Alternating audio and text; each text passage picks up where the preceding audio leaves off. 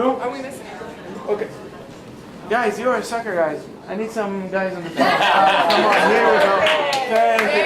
Thank you so much. Thank you. Yalla. Okay, beautiful. Here we go. I want a picture. 1 second. Come in, Yalla. MC. Bonita. Yalla. Beautiful. We should say that Shachar is the photographer of Real Madrid and Barcelona. This is real. They think. Hi, I'm Corey Weiss, Special Projects Coordinator for the World Jewish Congress. Today we're here in New York for the World Jewish Congress and Chelsea Football Club's Pitch for Hope event. Today we'll see 5 great teams present their initiatives to use the power of sports to combat racism and diversity. Chelsea and WJC began this partnership in January of 2018, and over the next year you'll see some more great projects coming out of us. First being the Pitch for Hope, next being a video series that'll be played at football stadiums and on social media over the next year. And the third, a global forum of ministers of sports and key stakeholders in the sporting world to come up with a coordinated strategy to combat anti-Semitism and racism within football. I'd like to officially start now, but first let me just introduce myself to you very briefly. My name is Tal Heinrich, and I'm an anchor here in New York for I-24 News. It's an international news channel with headquarters in the Jaffa Fort in Israel. Now, back in Israel, I've been here in New York for about a year. Back in Israel, I have been working for Israel's premier sports channel, Sports 5, Sport 5, if you're familiar with it, for over a decade. So tonight, when I was thinking what to wear, it was pretty simple for me to decide, and I see that I'm not the only one. I'm wearing the right color. And now, officially, let's get going. Welcome to the World Jewish Congress and Chelsea Football Club's Pitch for Hope final event, the final competition. Yeah, that's very exciting. That is very exciting. I was amazed when I was told about this project. After so many years of working in sports, you know, also in not only UEFA Champions League matches in Israel, as many as we had. We didn't have a lot of qualifiers, but I was at some of them. There is a very, very important reason behind this project, and I'm very happy to be here and take part in it. Also, in the Israeli league, we have our own problems. But we'll get to it later. Over the past 4 months, individuals, groups, and organizations have submitted proposals for initiatives designed to harness the power of sports to bring people of different cultures, different backgrounds together, and also combat discrimination both on and off the football pitch. Here I think I can say soccer, right? Yes. All right. Now tonight we will hear from the 5 finalists of this project who, through their dedication, experience, and creativity, have proven themselves to be really the best of the best. And in a few minutes you'll understand why I'm saying the best of the best. Everyone who came to this final stage is very, very impressive. Pitch for Hope is just a first component of the World Jewish Congress and Chelsea's Red Card for Hate initiative, our long-term plan to ensure that discrimination and anti-Semitism have no place in the world of sports. But as I'm saying it, I would also like to remind you that just over the last, let's say, recent years, there have been a number of incidents, I should say maybe a rising number of incidents involving anti-Semitism and discrimination in sports. And I'll just give you a couple of examples that I have here to refresh your memory. In Italy, last year, fans of Lazio posted stickers of Anne Frank dressed in a rival Roma jersey alongside slogans such as "Roma fans are Jews." They may have walked away certain that Jew is just a derogatory term if it wasn't for players of the team stepping in and protesting. Now, a couple more examples. In 2013, a Greek footballer, his name is Yorgos Katidis. I hope I'm pronouncing it not right. I actually don't care if I'm pronouncing it right, to be honest, when I'm thinking about it. He performed a Nazi salute to celebrate his own goal and received a well-deserved lifetime ban from representing his country in international tournaments. At the Bosnia-Austria friendly match in 2015, Bosnian football fans chanted, "Kill the Jews," and it goes on. I have just a couple more. At the World Cup qualifying match between Italy and Israel, Italian fans performed Nazi salutes. They spat on Israeli fans and booed Israel's national anthem. Also, over the summer, 2 young boys were seen in the Bulgarian Cup football finals with Nazi symbols fall across their chests. Yes, unfortunately. Now, the Red Card for Hate initiative has its roots in, and of course is tied with fighting anti-Semitism, but Jews are the proverbial canary in the coal mine. We have made a commitment, and that's very important to emphasize, especially tonight, to addressing all forms of discrimination and racism. It's not only about anti-Semitism, it's much bigger than that. The second stage of the project, Pitch for Hope, will consist of a global video series to be screened on social media and in football stadiums throughout the 2018-2019 season, highlighting the effects and dangers of anti-Semitism and discrimination. And finally, the last stage of this project, Chelsea and the WJC will host next year an international forum of sports ministers, national football associations, football clubs, players, government officials, UN agencies, to share best practices and create a fertile ground for collaboration, as well as create a network of dedicated people and organizations to enhance the fight against anti-Semitism and racism in sports. Now, let's take a moment here to watch a clip about all these initiatives that I just mentioned. Here we go. The World Jewish Congress and Chelsea Football Club are giving a red card for hate, to kick hatred, xenophobia, anti-Semitism and racism off sports fields once and for all. Together, we're launching a new innovative initiative, starting with 3 projects, to send a clear message that the spirit of sport must be tolerance and respect, not hatred and xenophobia. It all starts with a Pitch for Hope, an international competition calling on young adults in the United States, the United Kingdom and Israel to propose a unique and creative project to harness this spirit to build bridges between people of all faiths, backgrounds and walks of life. Chelsea and the WJC will give $10,000 to the winners in each country to turn their ideas into reality, and will then take the competition to Germany and France for a second round.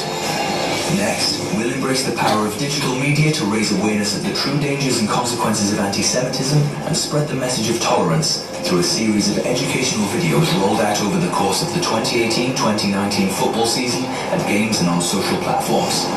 In the final stage, we'll bring together ministers of sport from around the world, representatives of national sporting associations and international organizations, clubs, players, government officials and representatives of civil society for a global forum, aimed at establishing a coalition of experts to strategize effective and feasible policies to fight racism and anti-Semitism in sports. Fighting hatred, anti-Semitism, xenophobia and racism can't happen alone. We must work together to change the world and give a red card for hate. All right. Now let's get to the core of this evening, a very exciting moment. We are here to listen to some incredible individuals. They will all present the 5 final projects that made us to this level after being filtered by very important and creative people themselves.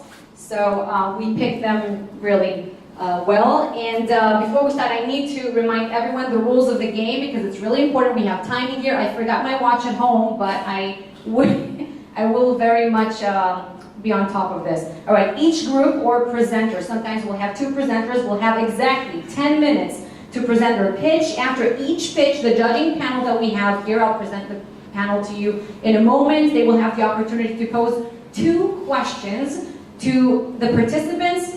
They can take as much time as they need to answer the questions. After all 5 presentations are over, you will be given, I have here 10 minutes. I thought it was 7 minutes, but now it's 10 minutes for deliberations and reading 46 pages of an FBI report. You come back, you give us the conclusions. You want to know what now they don't know what I want. All right.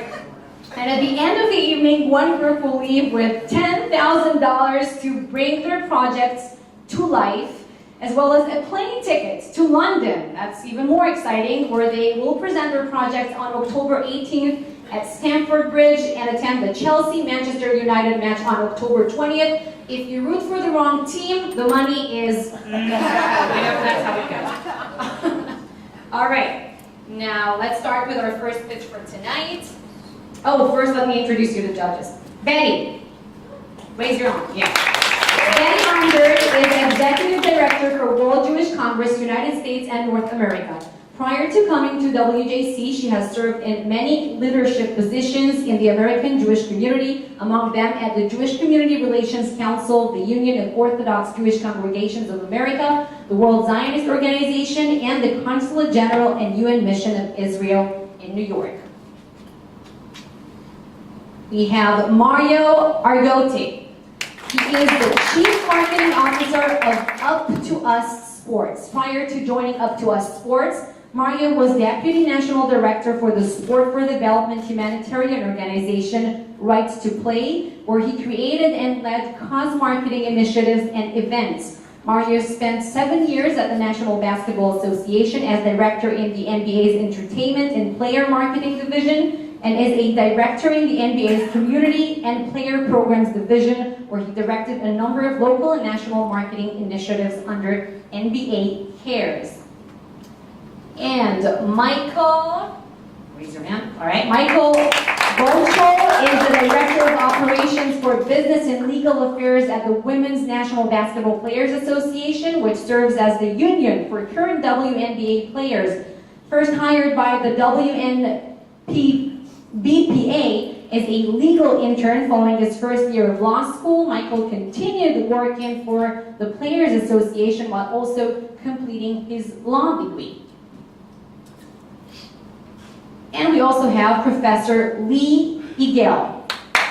He brings insights from organizational behavior to work on business challenges in sports. His focus is on improving performance by helping people gain better understanding of when and why they make the decisions they do. Professor Igel is currently Clinical Associate Professor in the NYU Tisch Institute for Global Sport. Along with teaching and program development, he serves as Liaison to Strategic Projects Initiative with the U.S. Conference of Mayors Professional Sports Alliance. His prior professional background includes working in sports medicine and player development in top-tier competitive sports. He also writes for Forbes Sports Money. And before we begin, do you have a microphone? You have a microphone there, right? Just in one word or two, if each one of you could give our competitors a clue of what you will be looking for tonight in their presentations. Just one or two words.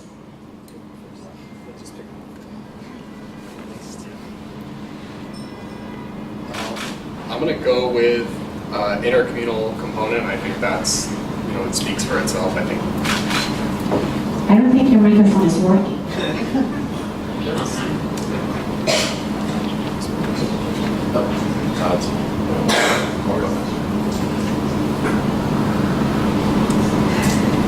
We'll do it this way. I've been a silent reporter for years, so it's like I'm the Israeli version of Doris Burke, if you know. I used to be. That's true. I used to be. And by the way, an important thing, a very interesting thing that really moved me during the 2014 Israel-Gaza war, Doris Burke tweeted at me, "Is everything okay there?" After she saw, right? Really? All right. Yeah, that's impressive. So what will you be looking for in tonight's presentation? Based on the criteria, definitely feasibility. Betty? I think the impact, it can be something that is really going to have an influence on the people that we're really trying to reach. And I think we're looking for scalability. So is this something we can really take and replicate across multiple boards in different markets and ultimately the world? So no pressure on you. And then as I was saying before, intercommunal component, I think it's absolutely essential in bringing people together, and that's, seems like the name of the game here, so that's what I'll be looking for. So I actually think that there's more pressure on you than pressure on the presenters right now, because you are the ones here to make the tough choices. All right, the first group that will present, the project name is Chelsea Culture Club. Kiana Martin. The one who's also wearing the right color. Eat Soccer.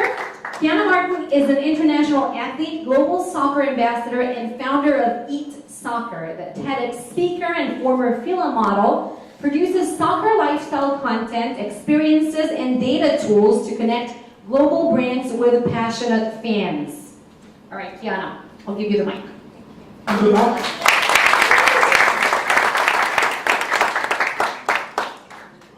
is the color, football is the game. We're all together, winning is our aim. So cheer us on through the sun and rain, 'cause Chelsea is our name. Hello, friends, and welcome to New York City.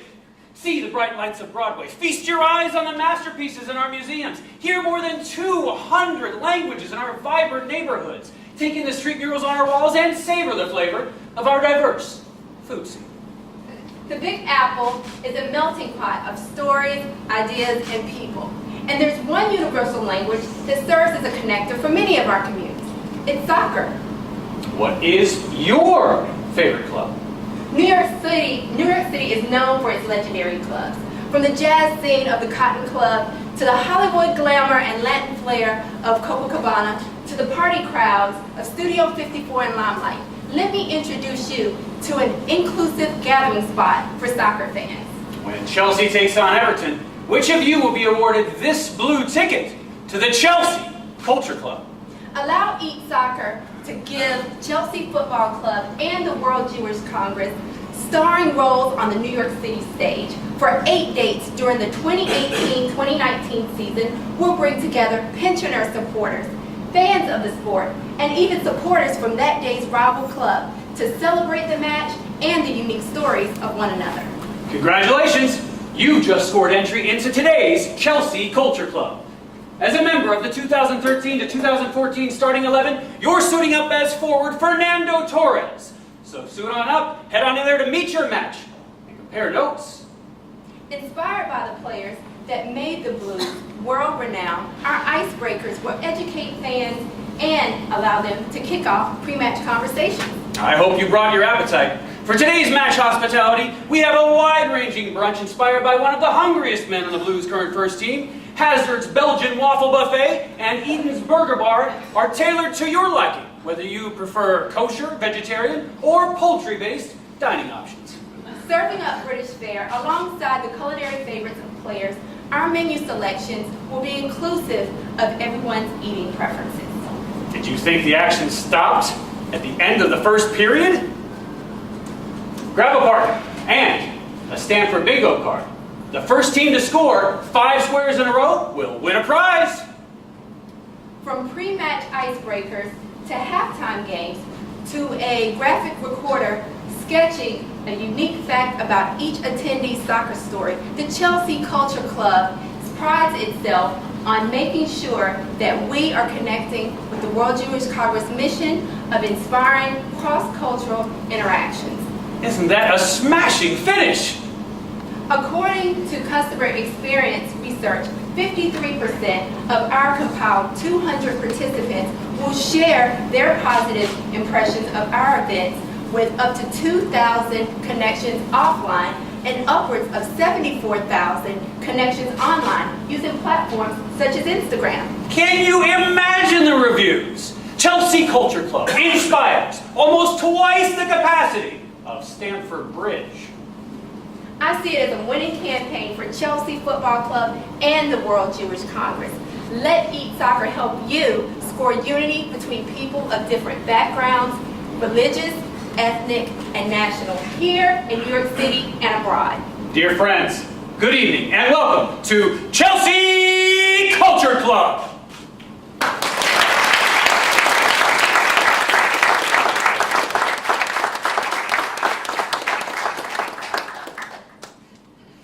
Thank you. You can start with the questions.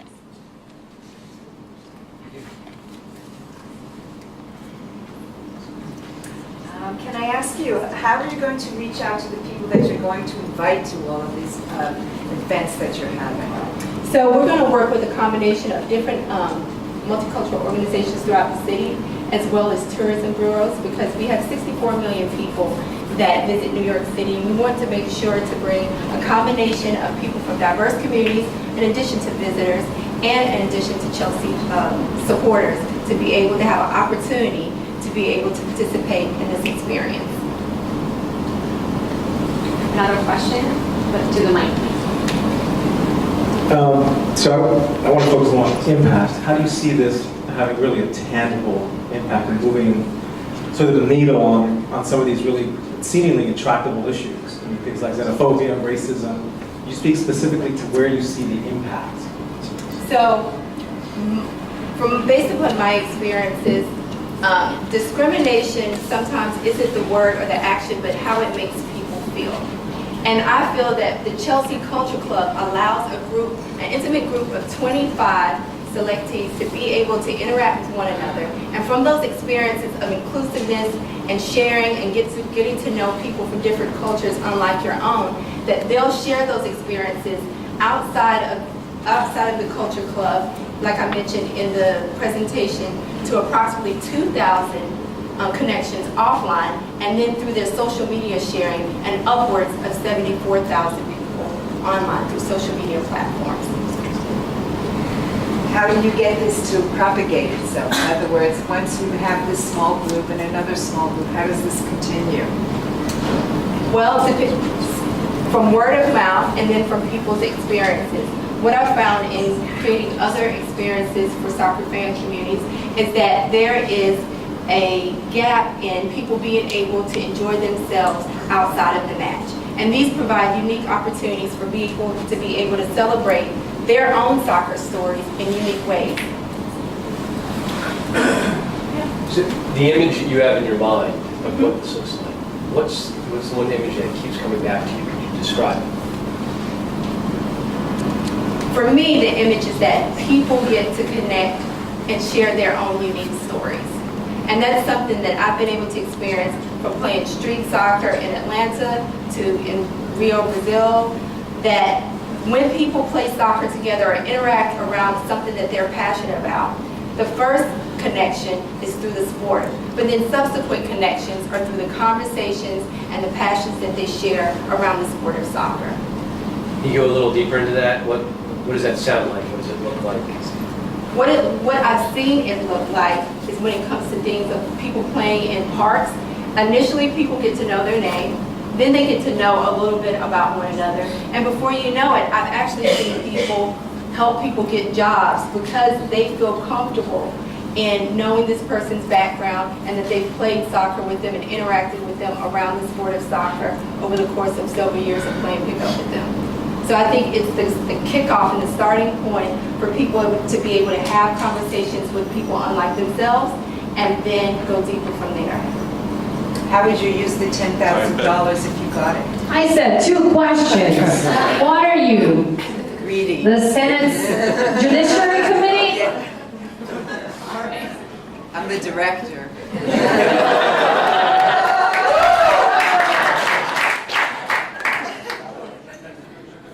All right. To answer your question, I've allocated approximately $1,250 to be able to execute each one of these events, and I would like to execute 8 of those events, and that will allow me to be able to spend the $10,000 judiciously. Thank you. All right, Kiana. That was a tough one. Guys, you're not easy with this. All right, our second project for tonight is called Exchange Football Tournament. That's the title. Sebastian Diaz from Washington. Sebastian Diaz was born in Bogota, Colombia, and migrated to the United States at the age of 16 with his mother and 2 younger siblings, fleeing a home that was affected by poverty and war. As a newcomer family, they faced many challenges throughout their journey, but there were always people willing to help in their fight to success. Nowadays, Sebastian works with refugee youth. Sebastian also has 6 years of coaching experience and 3 years being a college student athlete, and he's also currently working on the sports management certificate at Columbia University. Good luck with that, Sebastian.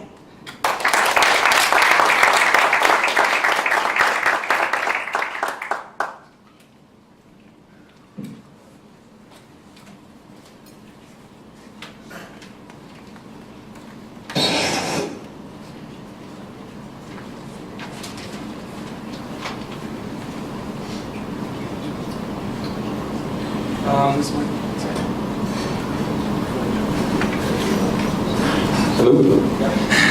Hello. First of all, I just like to tell you guys how thankful I am for allowing me to be here today. It's truly, from my heart, the biggest accomplishment so far. And I've never been treated like this before, so thank you so much for this opportunity.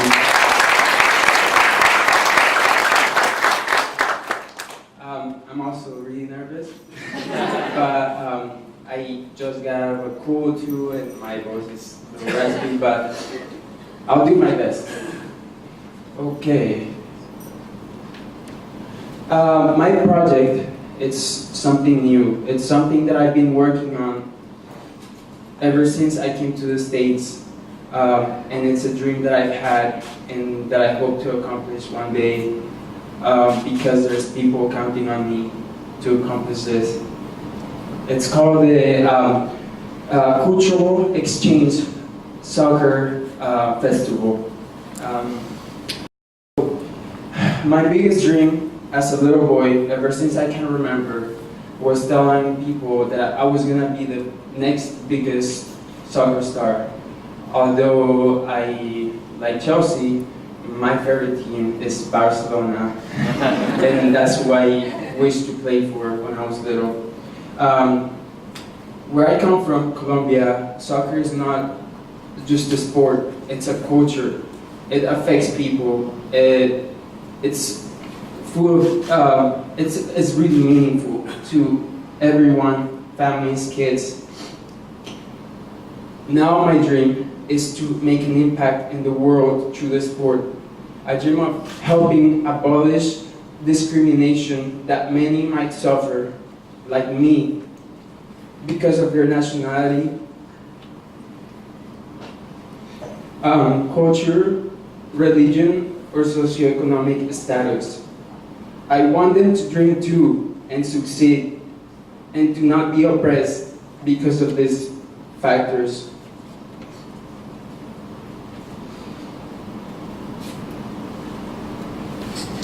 The mission is to use football to promote unity, exchange, education, and inclusion. Many migrants and refugees who have left their homes seeking security for a prosperous life for them and their loved ones, they need inclusion in their new communities. They need support so they can succeed. Like some of my story, I suffered discrimination when I first came to the States, and I want people to not have to go through that. There was a lot of people that helped me and my family through this process, and now I'm here today because of those people. I want to give the community the opportunity to become more educated and exposed to other cultures while participating in a community event. I want to generate money for local teams of kids that may not have the resources to play. And I want to promote diversity and support for the underserved. There's no reason why kids should not be allowed to play soccer and succeed.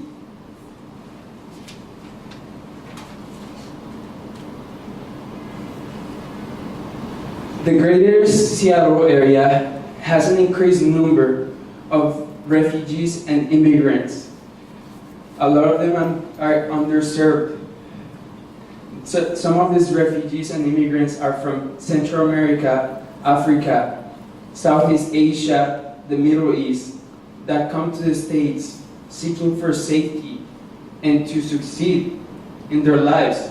And those are some of the youths I work with.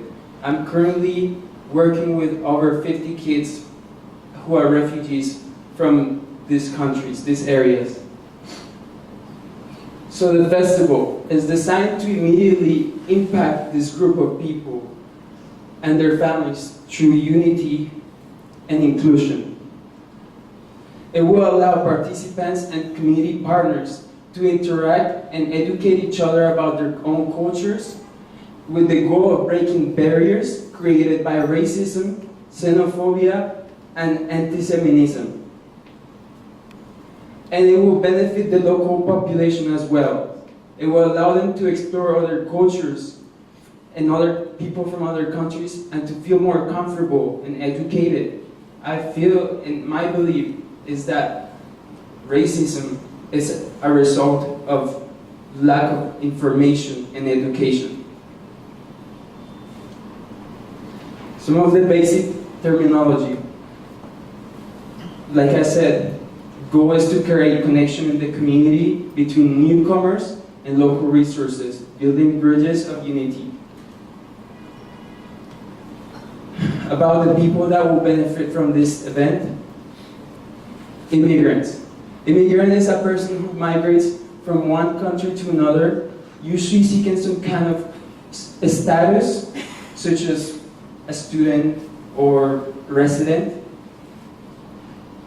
Refugee is someone that leaves their country and applies to be a citizen before they can enter this country where they are seeking safety because their home is no longer safe. Victims of human trafficking. Any person who is brought into a different country with not their intention or through deception of trafficking or involuntary servitude. There's a lot of that in our country right now, probably near us. Asylum seekers.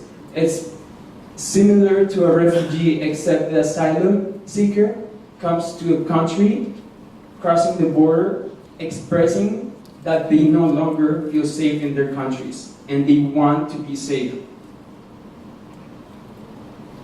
Unaccompanied refugee minors. These are the group of people that I work directly with.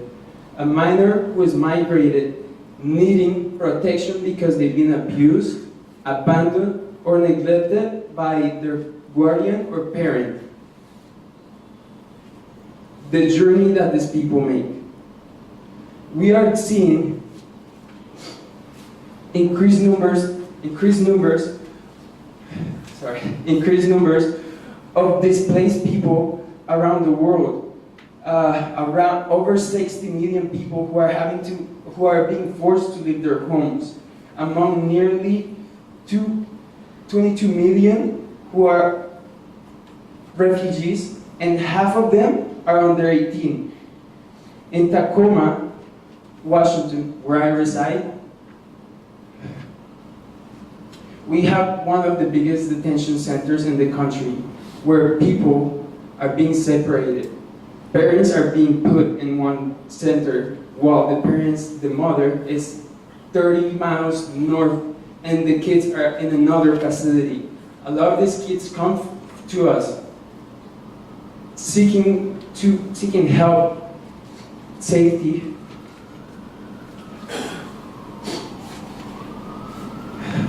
Our government has a zero tolerance against immigration, and it's being really tough on them, on the people I work with, and me in the past, and it's keeping us from succeeding.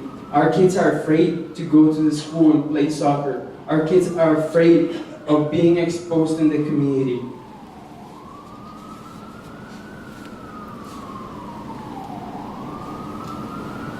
The event is to be hosted in the city of Tacoma, the first event of many.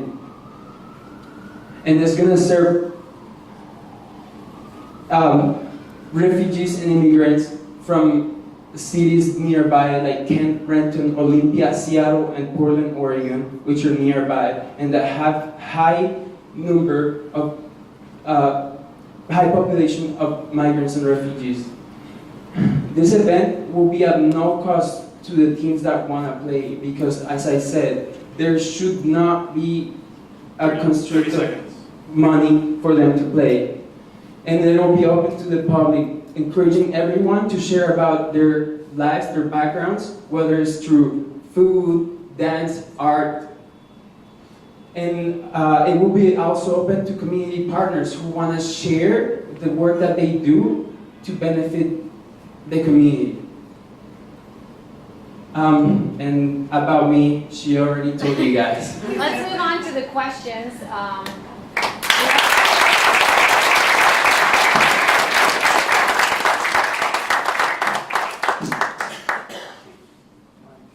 They have their own. Keep yours. So I know we got cut off a little bit at the end just in talking about the event. So I'd love, just to hear, your vision, more for how you envision this event going. What you see taking place during it. I'd love to hear, about that. So we just this year we experienced the World Cup. Soccer, when there's a tournament, it's about getting together and celebrating. Like, it's a celebration. What I picture is people coming together, the community and the teams coming together to celebrate soccer, diversity, inclusion, education, sharing their culture. I picture that, and on a bigger scale, I picture many events throughout the world like this, so that people get educated and exposed to things that they may not have experienced before. I believe that education and exposure is going to end discrimination. We can clearly hear your passion for this. My question is, festivals, big events, these are things that happen all the time. People come together. Often people who are like-minded come to events. I think you spoke very eloquently about the ways in which immigrants are coming to communities, they're not being accepted, etc. So the very idea of an event in which everyone's, at least being asked to come is great. How do you get those who, let's say, are bigoted, racist, the very people who you're looking to change minds? How do you get them to come to an event from a marketing perspective? Why are they going to come to this event? Tell me how you get them there. The people whose minds are changing, not the immigrant population who wants to play the game. Well, both groups are going to be hard to get to the event, but that's when the use of community partners will come in handy. People that want to participate in the event to spread the word about this event and how they can be benefited from this. The people that are looking to change their minds, I believe that there's something bigger in the bigger picture that's happening in our country right now, and people are starting to realize it. And people are starting to see these stories and be affected in some kind of way. If we just promote it as a way that is not just for immigrants or refugees, it's for the general public to celebrate. Just one. Just one, all right. I just have one. I would just like to ask you, the festival sounds very exciting, and people come for the afternoon or the day or the evening. How would you continue? What would happen after that? Would this be just a one-time event, or how would you connect or keep up with people who come to the festival after they go home? Okay, so the way I picture it, 75% of this $10,000 would go towards the event. The other 25 would go towards founding a local team that represents the community, that people can come and support afterwards. And the rest of that money would be used to found this team of diverse integrants of the community. All right.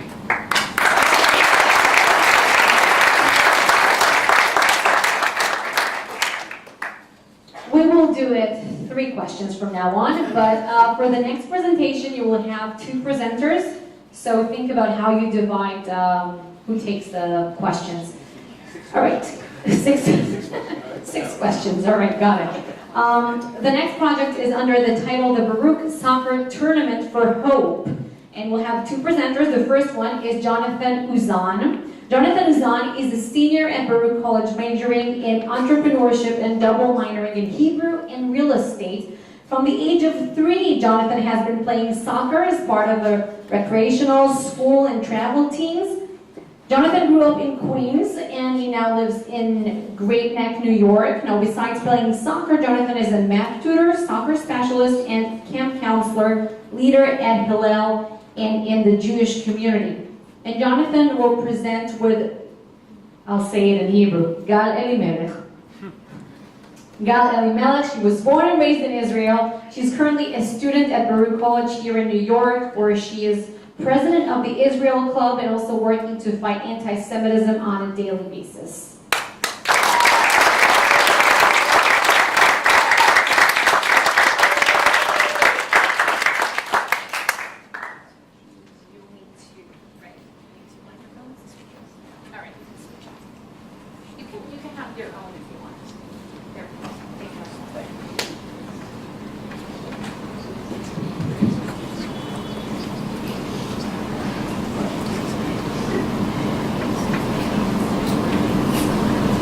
Hello everybody, my name is Jonathan Uzan.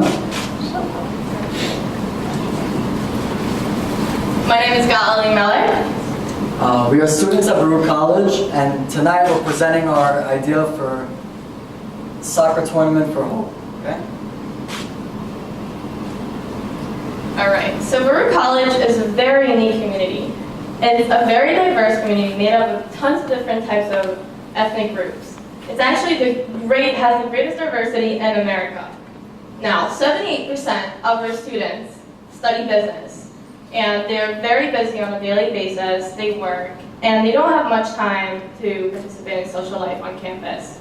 However, we do have more than 130 different clubs on campus, and we have 18,000 students coming in every day, and only 3,000 students that actually participate in student life. Now, we can change that. Okay. So growing up, as she said before, I played soccer since the age of 3. And it's a very big passion of mine and my family's. And this one time, my one and only time attending a soccer game, my dad took me to the International Champions Cup in New York. It was Chelsea versus AC Milan. So the second the director of my Hillel, Ilya Graman, came up and told me about this opportunity, I hopped on it because that experience was one of the greatest in my life. And it wasn't just because of the game. It was the vibes I was getting from the crowd. And the second I sat down, there were people in front of me, behind me. They all started talking to us, and we were cracking jokes and celebrating together. So that is why I believe that soccer has the power to unify.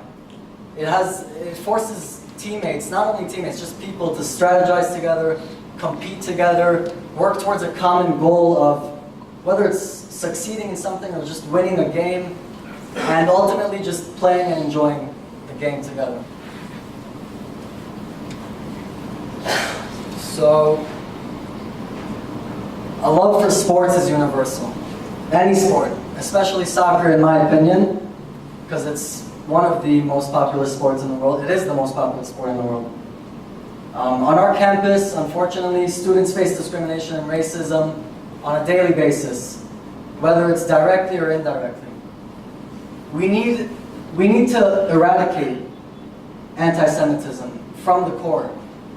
And the only way we can get this done is by creating genuine relationships between the student body, within our student body. So given that we have all this passion for soccer, we developed this amazing program that will attract hundreds of people on campus. So it's going to be made out of 4 different phases. The first one is the general interest meeting. The second is the tournament prep. Third is the tournament itself. And the fourth is the follow-up. So the goal of the general interest meeting is to get those hundreds of people to come into one big room and get them to interact and get to know each other and network and form their teams. Now, every team has to be co-ed and made up of 3 different ethnic groups. Overall, we'll have about 150 students and all teams, and yeah, they'll get to work on their chemistry. Okay, so phase 2 is preparing for the tournament itself. So we intend on spreading the word all around campus by, whether it's through social media, handing out flyers, going to different clubs' offices and really promoting it and getting everybody involved, as many people as possible. And many of these new students that we intend on engaging are going to participate in our Hillel programs, and we also hope to get involved with their club activities as well, just to really emphasize the whole concept of unity and getting everybody to get along. We will also schedule practices and find spaces for each team so they can build team chemistry and meaningful relationships amongst one another. Okay, so the tournament itself would be one full day of amazing games. We'll be providing free tickets for all of our spectators. We're providing kosher barbecue to everyone involved. We will have coaches that have been involved in Maccabee games, and they will be speaking in between each game and helping basically all the participants be able to combat anti-Semitism and discrimination and hatred on campus and on the playing field and in the world at large. And lastly, we'll be providing trophies for the top 3 teams that win. Okay, phase 4. Phase 4 is the most crucial step in our project. It's the follow-up. This tournament, yes, if this happens, it's going to be an incredible experience for that one day, but that's not what we want. We want to continue this trend of combating discrimination, racism, unnecessary hatred, and xenophobia. This immersive program will help us build bridges, develop relationships, engage in additional and other programs that will also combat racism and discrimination, and ultimately form a more peaceful campus for everybody to enjoy. And the only way we'll be able to achieve this goal is through this program and really making sure that it has a lasting impact on everybody so that the tournament can really influence people.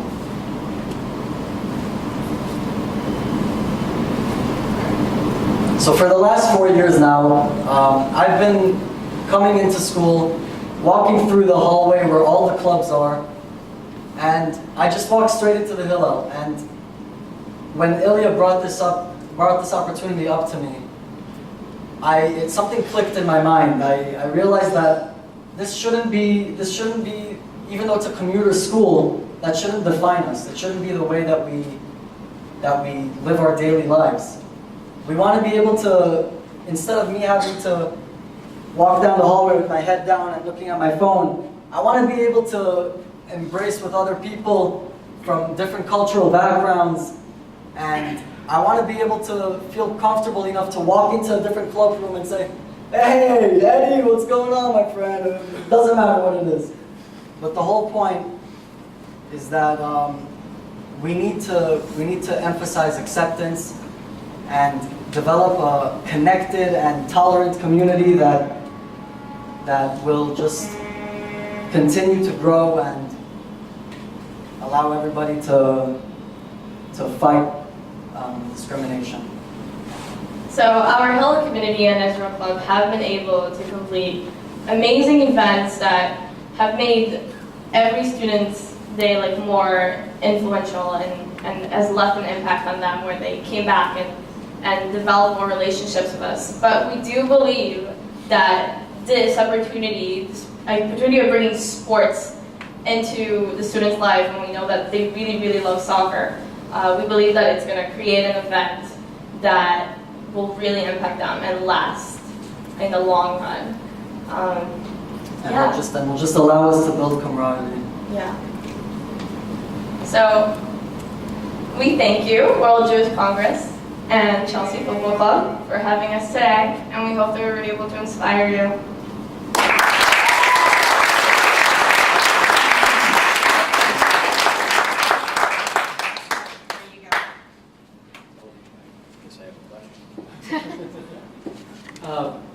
So, how will you know that this works? So, the way this will work, in my opinion, is that other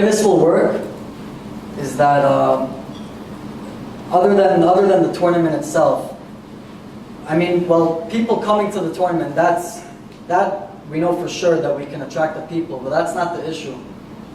The issue, I mean, the whole point is to make sure that everybody gains some sort of experience or insight on what the whole point of the tournament is.